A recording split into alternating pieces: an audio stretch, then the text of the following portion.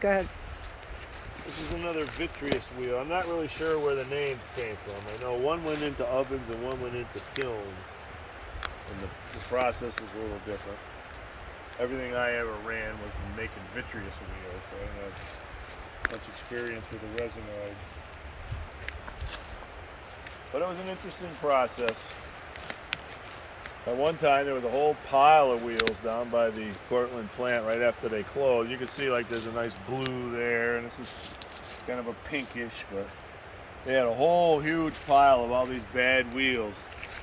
And I always thought if you broke them up, you could make a really nice patio out of them with all the different colors, you know, do some kind of mosaic.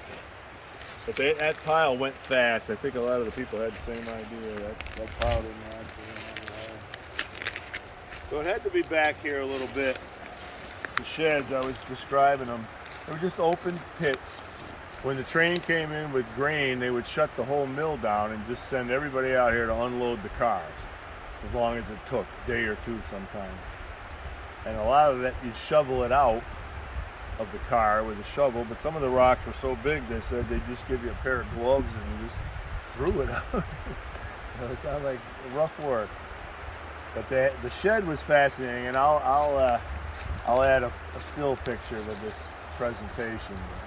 Long gone now. They were just open sheds, but one of them had a false front on it, like the Wild West type of buildings with a big sign, a big front that opened up, and it had Hamilton, Emery, and Corundum Company painted in big letters on the top, and that was shining, you know, aiming right up toward the tracks. So the businessmen going by on the New England States Limited and stuff would see it. That's who they were advertising to in those days. The guys were on the trains, not driving by on Route 20 or something. So if you wanted to reach manufacturers or something, that's where you aimed your sign, at the tracks, not at the highway.